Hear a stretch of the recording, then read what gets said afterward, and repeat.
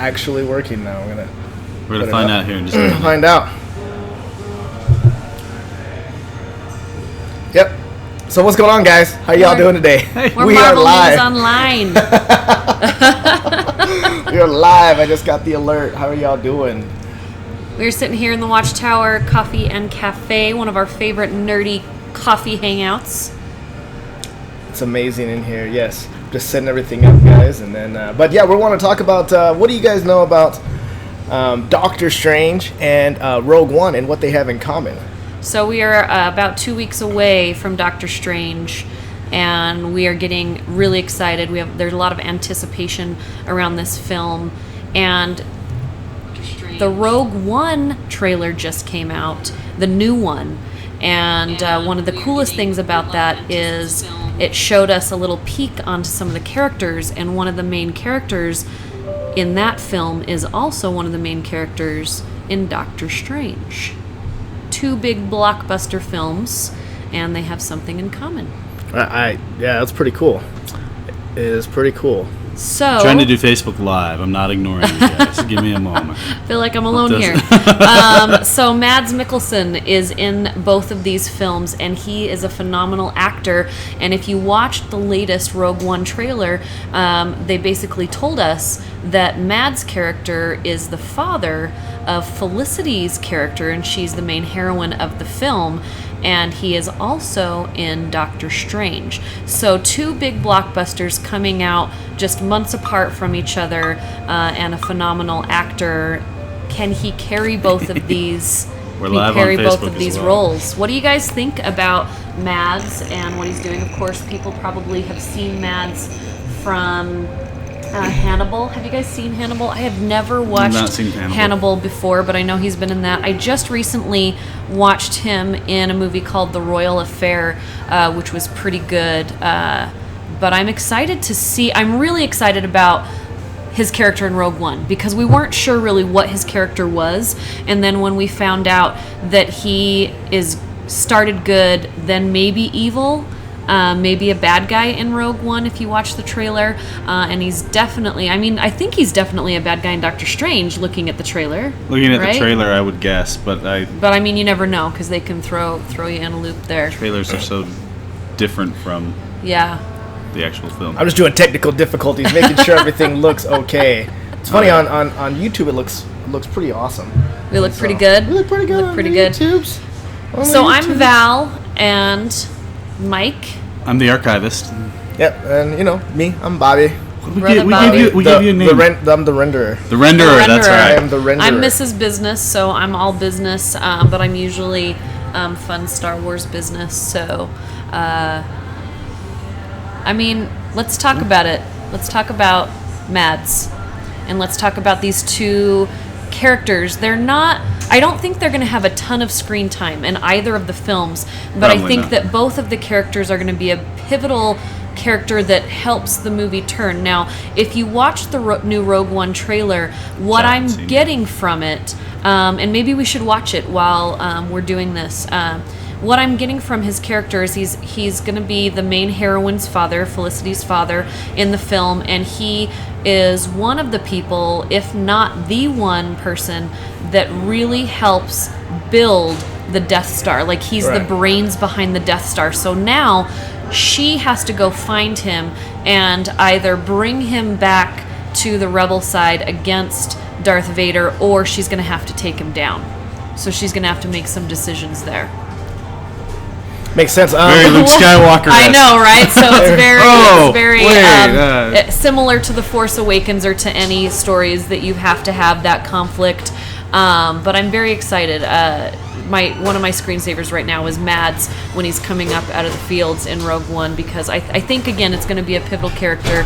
But Doctor Strange, they haven't really given us much of what his character is. We've seen all the pictures that we've posted on our website and Facebook page for Marvel News Online about what he looks like, and there's obviously a struggle and a chase and some fighting going on between him and Doctor Strange. But, there's all of you guys out there talking about what possibly his character could be, and so there's all the fan fan fiction and speculation. Yeah. But what do you guys think his character is going to be in that sense? I know that when he was cast in that part, and then also when they cast what's her name? I totally just forgot it right now, but I will bring it up. Character name? His character name is, I can't even say it, but when they cast the other lady in it, and sorry, I've been up since 3:30 a.m. It's totally fine. There was some controversy because they were, if you're a fan of Doctor Strange in these stories, both of these characters were looked at as not being white. Okay. So, and I'll find it. What's her name? The girl, the monk lady is who you're talking about. Yeah, you guys can talk about it for a minute, and I'll find it. But I can't remember her name. Yeah, I got it right here. So Tilda Swinton, hello. Tilda Swinton, so she's in it and he's in it, and both of those characters, a lot of people were a little upset that they were not an Asian actor in those parts.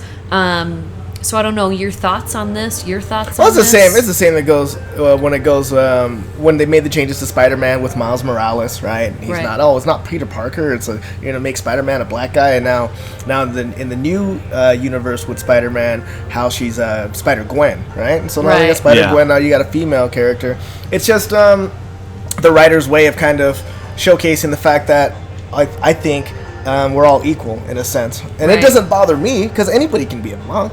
If you want to go up and train and do all that, and that's fine.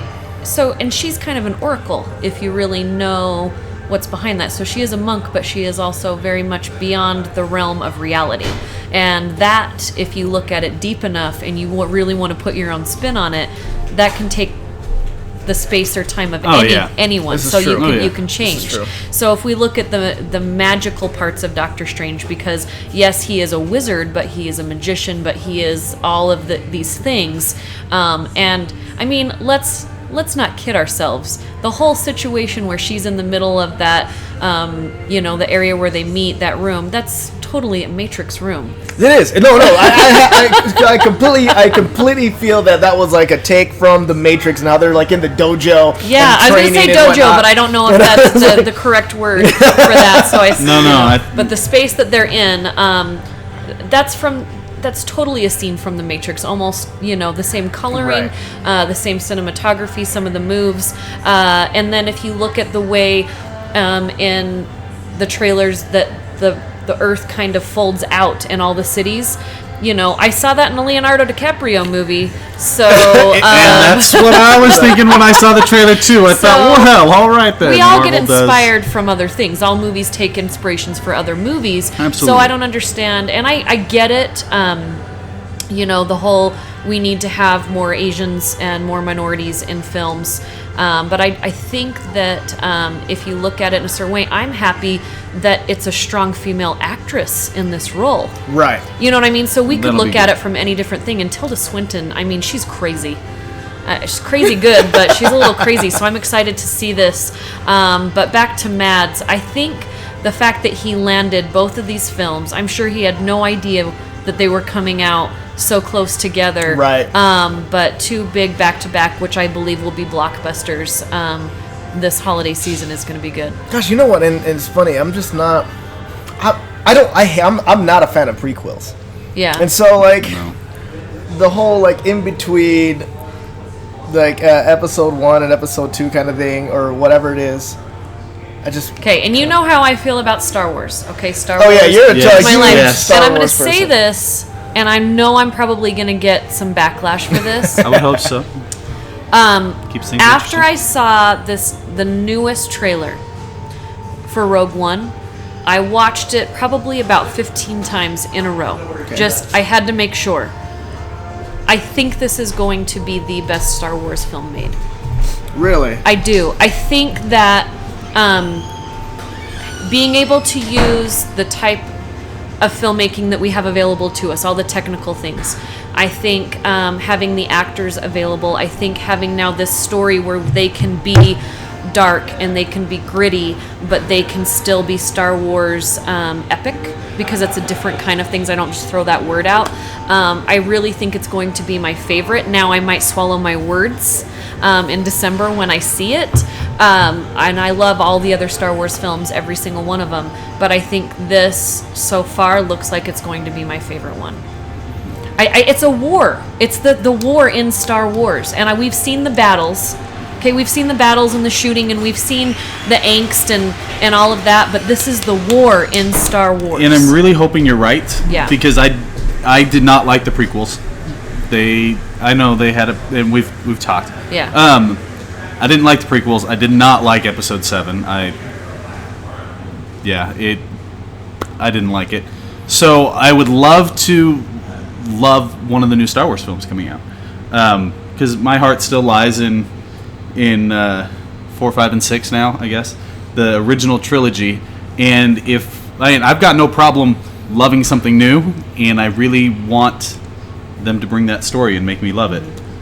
What's funny is when I first heard about Rogue One, I didn't care, right? Right. Because and I think what that stems from is that I have zero expectations going into this movie. Right. It doesn't really have anything to do with any of the main characters, and so there's not that expectation of, oh, where's the storyline going to take these characters that we're so familiar with? Well, see, and that's the other thing I'm excited about. Sorry, I cut you off. No, you're fine. You can come back to me. Okay, all right. Sorry. That's one of the other things I'm excited about is we're going to be introduced to all these new characters. We don't have to continue following Luke Skywalker forever. We've got new characters that have nothing to do with, at least my understanding from the trailers, is these other characters that we've had. They might make small appearances, but they're not the focus. It's not the Skywalker family story. This is what you have to understand about Rogue One, and the things that are hard about this film is that it takes place in a universe that we already know. We know that Darth Vader is there somewhere. Mm-hmm. We know that Han Solo is there somewhere. We know all of these people are there, and we already know the outcome of the ending of the story. Right. So in order for these filmmakers to make this interesting, is they have to give us the story behind the story, which I think is really cool. It's a really cool situation, is that before we just ate it up that, okay, well, this big huge thing was built and it's there and it blew up some planets, spoiler alert, but now they're actually, why did this happen? So this is why I think I'm really going to like this. Now there's going to be a lot of people that have read all the books that are like canon and all of these different things, and they may not like it, but I like it because it's bringing the war into Star Wars. Now, looking at that and then going back to Doctor Strange lives in a universe that's more of our world, and it takes place in a time where over here on the other side, we have the Avengers somewhere. Right. You know what I mean? So these things are happening, and my mind as a Marvel fan, you have to automatically put aside, okay, all of these things are happening just like you did in all of the other films, and you're wondering, well, where are the Avengers? Do they all just like take a break when another superhero is doing something? So, you know, there's both sides to the story, but I think it's very interesting how, and these are both combined because of Disney. Yeah, so there's another right. thing that they have in common. Disney has bought both of these companies, and they are pretty much letting them, outside of branding and marketing, run independently of themselves so that they can stay true to what it is. So I'm very excited where it's going. I think Doctor Strange isn't a mainstream superhero, and the fact that they got to pull that out of the water is really cool for, you know, geekdom, nerdism, whatever you want to call it. And then bringing these Star Wars stories is really cool. What I want to say, though, is the new robot in Rogue One, is he not the Iron Giant? He is the Iron Giant, but like miniatured down. That's funny. Did you guys see the picture of him? Yeah. Do you not look like the Iron Giant? There's some dialogue with him. You know, so long as he puts a big giant S on his, then we'll be okay. The thing I'm excited about with Doctor Strange, and I really, really, really hope it's good. Like, I really want it to be good. Marvel, if you go back, as all these characters are coming out, I mean, Doctor Strange is 1965, I believe. Correct me if I'm wrong. But you've got Iron Man, you've got Captain America, who is altered by science, and so you have all this science and technology over here, and finally we're going to get into the magic. Yeah. The magic and the mysticism, which is also part of that same world. And so that's what I'm excited about. I'm excited to see how they bring this in, and if in the future we'll have any crossover between science and technology and mysticism like they do in the comics. Well, Doctor Strange is supposed to be kind of the person that creates the Defenders, right? Yeah. But so Leonardo DiCaprio, big announcement. He's going to be making a Captain Planet movie. What? Yeah. Okay. So he's going to be making a Captain Planet movie. You all remember the Captain Planet cartoon. Captain Planet, he's our man. So making Captain Planet movie. We don't know if he's going to be in it, but he's going to make it. We all know that Leonardo DiCaprio is huge into, getting the message out there that we need to take care of our Earth and where we're from. I hope that it is like just awesome and not like this cheesy, hokey thing. I hope it's awesome too. I don't know. That's funny. But anyway, so that was announced yesterday. Earth, fire, wind, water, heart, go planet. Oh man, I'm all about that. I'm so excited. No, I hope it's not hokey. I love movies. I think the message is good, but I hope it's yeah. I love movies. I just feel like a lot lately have story-wise not been there, and I need a good story. I don't need special effects. I need a good story. Yeah. And I feel like a lot gets sacrificed. I know there's a lot of hands in the pot when you make a movie, and a lot of people have a lot to say, and things get chopped out, and it just. But That's gonna be it's awesome. good. I hope. Yeah. I was gonna say about the Defender. Maybe they'll make that into a movie. I liked Luke Cage well enough. No. I liked Luke Cage well enough, as we talked last week. Netflix movie. But I did not like Jessica Jones. I think I would have liked Jessica Jones if it had been a movie, if it had been shortened and concise. So this is the thing, and I hope one day I have to come back and say I was totally wrong about this. None of the Netflix stars on any of those Marvel shows will ever be in a movie. They're not going to take Netflix and put it on the big screen. They're just not. They're not going to take these two mediums and put them together. If I'm wrong, great. I will come back here and I will say I was wrong. I don't see it happening. People need to say that. There's only been a few times where it's happened, and it's Agent Carter and it's Agent Coulson. I would love for them to bring Agent Coulson back to the big screen, and I don't know that they will now that they put him on the silver screen. So with the Defenders, as much as we love some of these characters that we want to be in it.